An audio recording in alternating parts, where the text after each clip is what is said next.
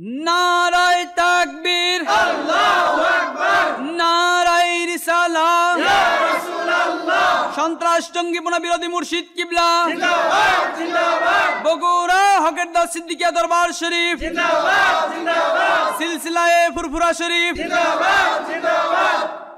আসসালামু আলাইকুম ওয়া রাহমাতুল্লাহি ওয়া বারাকাতুহু। বাবাজিরা আমার, হযরতে বেলাল বুঝায় দিলেন মুমিনদের জন্য বিপদ আসা এটা কিন্তু কোনো বিষয় নয়। বিপদে পড়ে হযরত সুমাইয়া ইন্তেকাল করলেন, শহীদ হলেন। সুমাইয়ার জীবনখানি শেষ ছিল, এই জন্য আল্লাহ আজরাইলকে পাঠিয়ে দিলেন।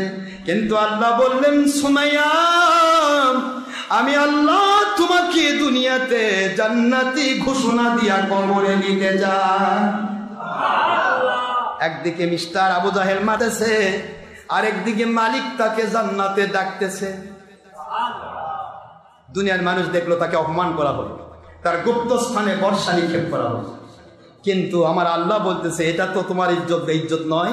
আমি তোমাকে এদিকে তোমাকে মারা হচ্ছে, আর এদিকে তোমাকে আমি জান্নাতে ঢুকাচ্ছি। মারা গেছে, জান্নাতে চলে গেছে, অনাদিকাল পৃথিবীর জীবন কাটবে। অতিরিক্ত আপনি ফাল টাল ধরে লাফায় টাপায় যতই কিছু কন, জাগিং পাকিং এই সেই লাফালাফি ঝাঁপাঝাঁপি, হাজার রকমের আপনার কি বলে শরীর চর্চা, হাজার রকমের সব কিছু করে অতিরিক্ত 100 বছর যাবেন। বাংলাদেশে সবচেয়ে বেশি বাঁচলে আর্মি পার্সন বাঁচার কথা, কারণ ওরা সবচেয়ে বেশি জাগিং করে। কথা করছেন না কিন্তু আর্মি পার্সনে তো এখন 100 বছর যাচ্ছে না, 80-র মধ্যে শেষ। আপনি কতদিন পৃথিবী থাকবেন? কিন্তু সেই যাওয়াটা 10 বছর আগে যদি আমার আল্লাহ নিয়ে যায়, তখন থেকেই জান্নাতের নিয়ামত শুরু হয়ে গেল। অনন্তকাল আমার আল্লাহ জান্নাত দেবে, সমস্যা কি বাবা, ভয় কিসের?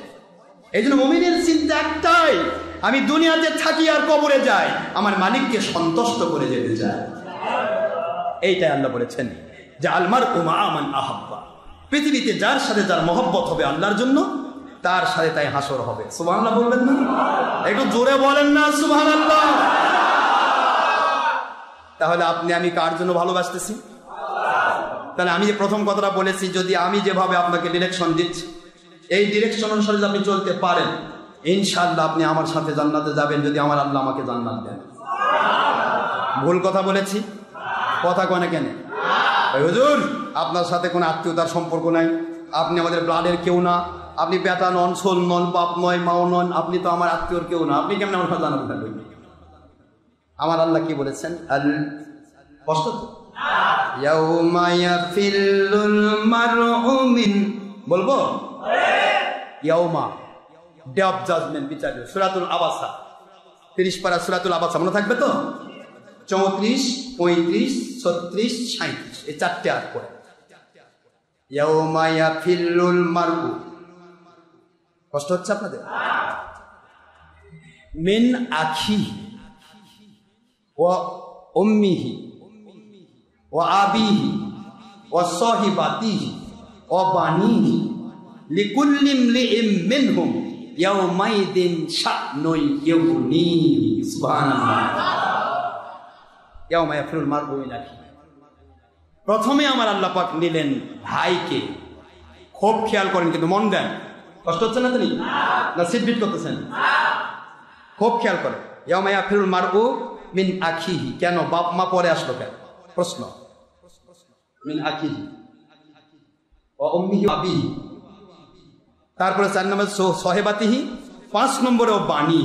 একটু খেয়াল করেন, প্রথম ভাই, দ্বিতীয় নম্বর বাবা, তৃতীয় নম্বর মা, চতুর্থ নম্বরে বন্ধুরা। কথা বলছেন এখানে? 5ম নম্বরে সন্তান। খেয়াল করেন, 5টা তুলে ধরলেন না। ইয়াউমা ইয়াফিরুল মারউ মিন আখিহি ওয়া উম্মিহি ওয়া আবিহি ওয়া সাহিবাতিহি ওয়া বানিহি।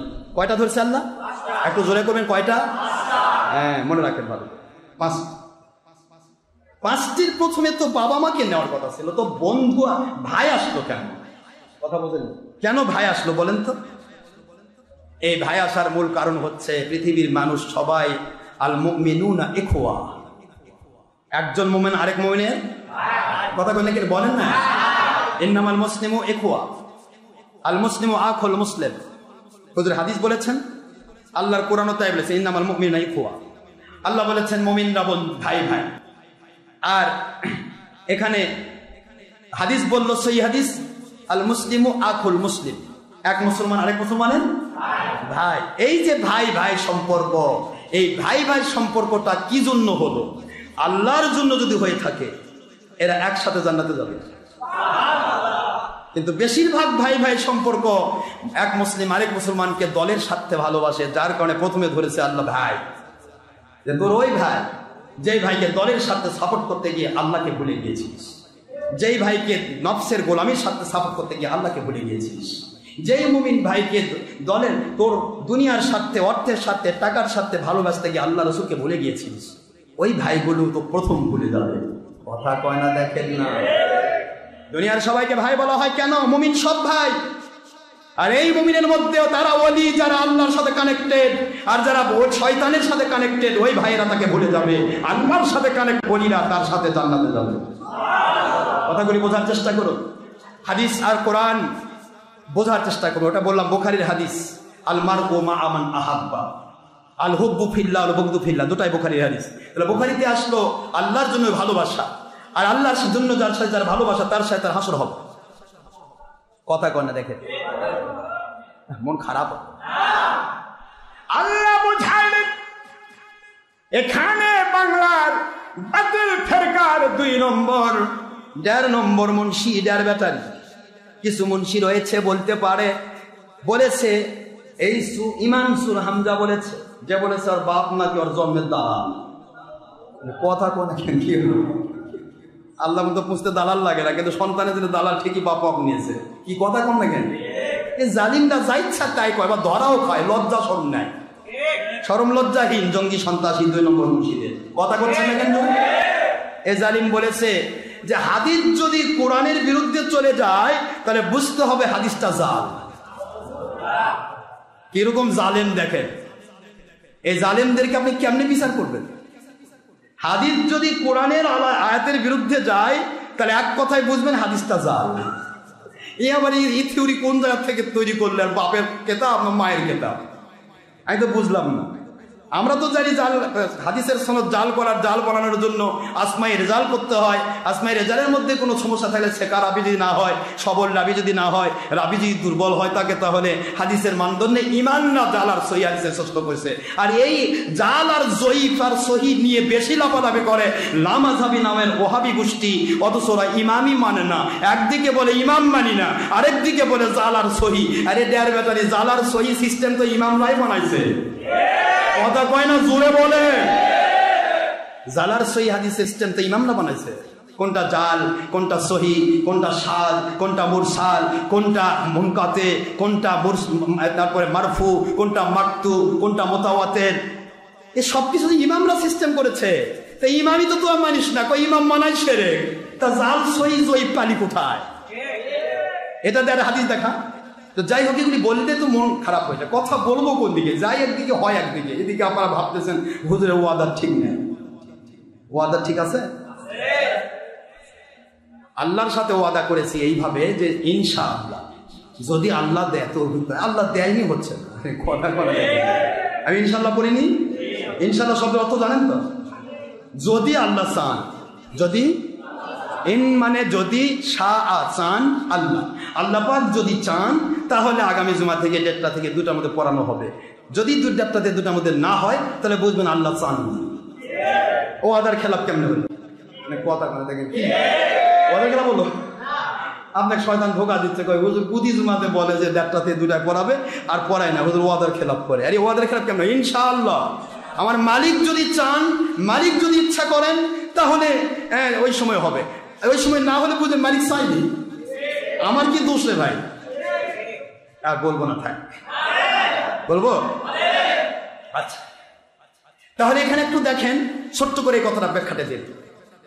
কোরআনের আয়াত যদি হাদিসের বিরোধী হয়, আর হাদিস যদি কোরআন বিরোধী হয়, তাহলে এর ফায়সালা কি? বোঝার চেষ্টা করবেন। কত বলবো না, শেষ করবো।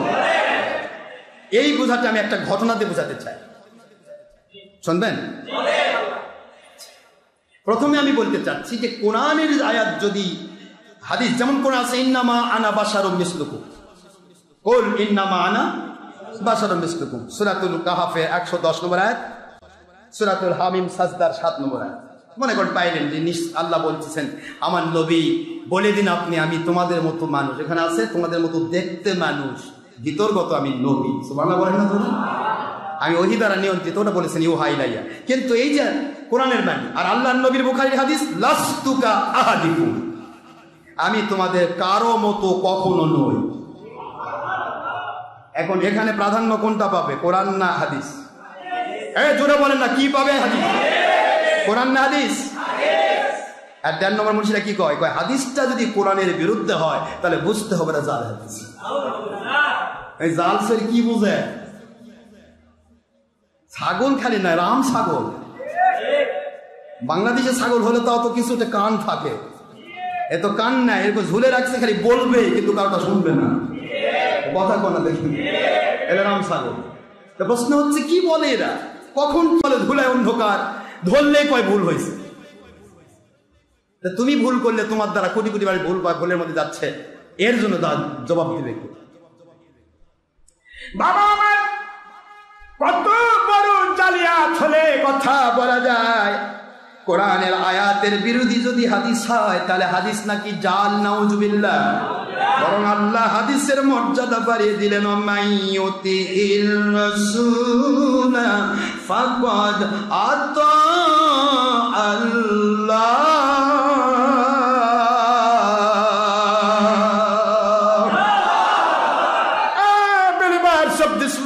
This notice only for believers, not for the believers and the Muslim. Question this valid female or female, young or adult or student. All believers of this world, this notice only for a believer.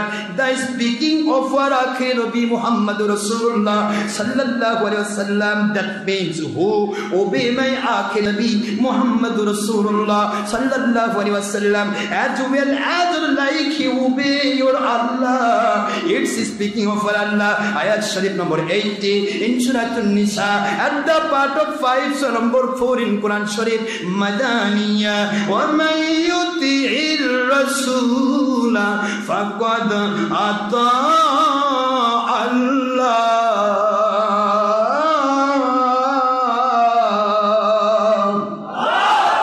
Quran Sharifের 5 নম্বর পারা 4 নম্বর সূরা সূরাতুন নিসা আয়াত শরীফ নম্বর 80 আয়াত শরীফ 80।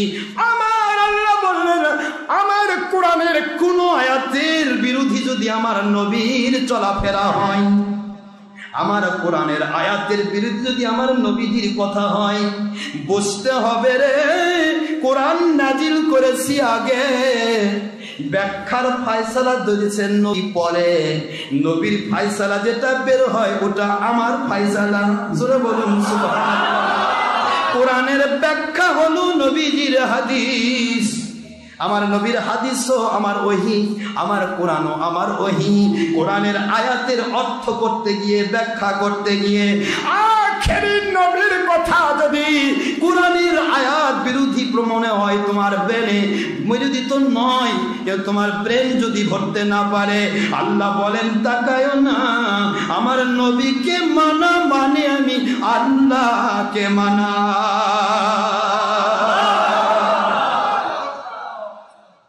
জালিম মুন্সি কয় কি, কোরআনের বিরোধী যদি হাদিস হয় তাহলে সেনা বলে জাল।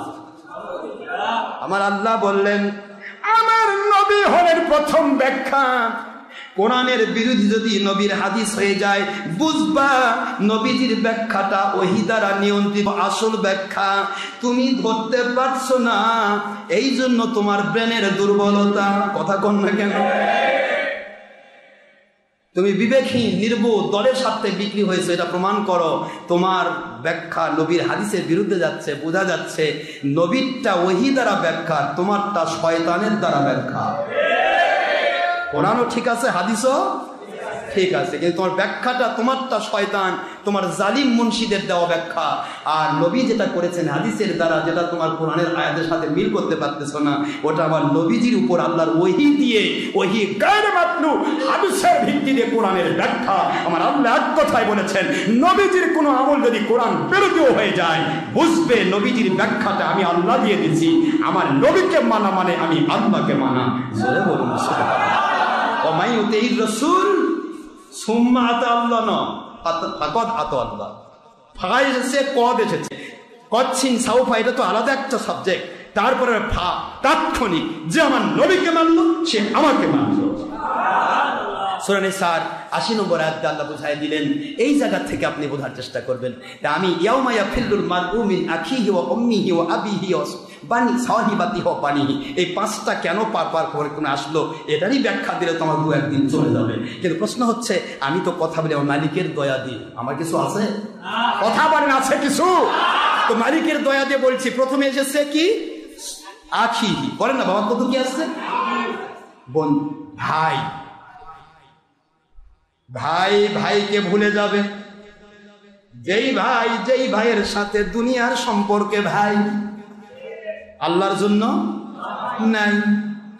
আল্লাহর জন্য যদি না হয়, আল্লাহর জন্য যদি ভাইয়ের সাথে ভাইয়ের সম্পর্ক হয়, বোনের সাথে ভাইয়ের সম্পর্ক হয়, মায়ের সাথে বাবার সাথে সন্তানের সম্পর্ক হয়, সন্তানের সাথে মা বাবার সম্পর্ক হয়, স্ত্রীর সাথে স্বামী, স্বামীর সাথে স্ত্রী, বন্ধুর সাথে বন্ধুর সম্পর্ক, আল হুব্বু ফিল্লাহ ওয়াল বুগদু ফিল্লাহ, আল্লাহর জন্য যদি হয়, এই ভালোবাসা দুনিয়ার সব ব্যারিকেড উধাও করে ওদেরকে একসাথে জান্নাতি বানায়া দেবে।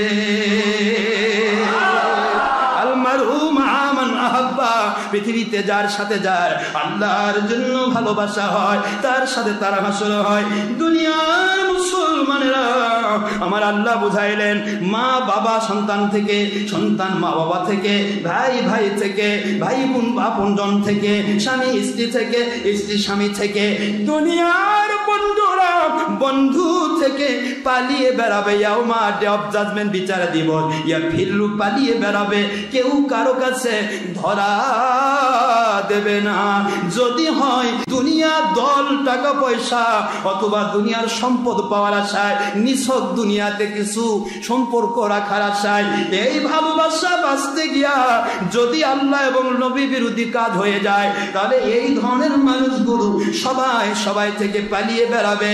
আর আল্লাহর জন্য যদি ভালোবাসার সম্পর্ক হয়, একটা ভিক্ষুকের সাথে, একটা বাদশার সাথে, একটা ওলির সাথে, একটা সাধারণ মানুষের সাথে, আল্লাহর জন্য ভালোবাসা, নবীজির সহিহ হাদিস, বুখারীর হাদিস, কোরআন শরীফের আয়াতের ব্যাখ্যা হিসেবে নবী ফায়সালা দিলেন, তার সাথে তার হাসর হয়ে যায়, জান্নাত হয়ে যায়।